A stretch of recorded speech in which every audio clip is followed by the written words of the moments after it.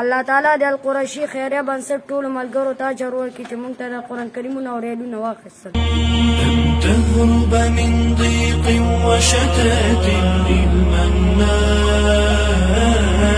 من تحيا تروى من مزن الإيمان فينادي القلب أيا الله ويضج الدمع بيا رباه تأتي الرحمات بلطف الله. كم كنت بذل الحسرة أسكب دمعا كم كان القلب كسيرا قبل دعاء الله فإذا الرحمن يجيب. السلام عليكم ورحمة الله وبركاته.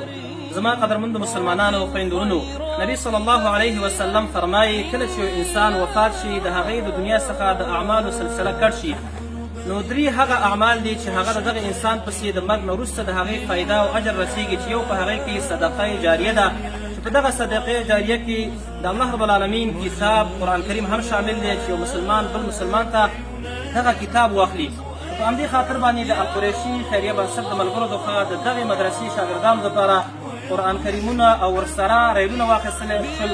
د دغې مدرسې په دغه وخت کې ډېر ضرورت و دغه قرآن کریمونو ته. الله رب العالمین دې د القریشي خیریه بنسټ ټولو ملګرو ته اجر ورکړي، رب دې ورنه دغه صدقه قبوله کړي. که چېرته تاسو هم غواړئ چې په دغه صدقات جاریه وکړئ، په دغه خیر کار کې برخه واخلئ، په افغانستان کې ډېرې داسې مدرسې چې هغوی ډېر مشکلات لري. یو د هغې نه همدغه مدرسه ده چې په دې کې بعض ضرورتونه مشکلات دي، چې یو د هغې نه د دغې شاګردانو درۍ سترنجۍ هم نشته، ورسره د اوبو کولر هم نه لري، نور داسې د بجلۍ کوم سیستم چې دی هغه هم کمزوری دی. نو دغسې دې ته ورته ډېرې مدرسې دي چې هغې کې هم ډېر مشکلات دي.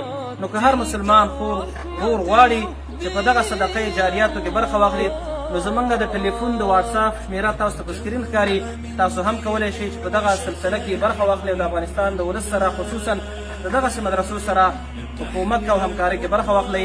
والسلام علیکم ورحمة الله وبرکاته. فينادي القلب أيا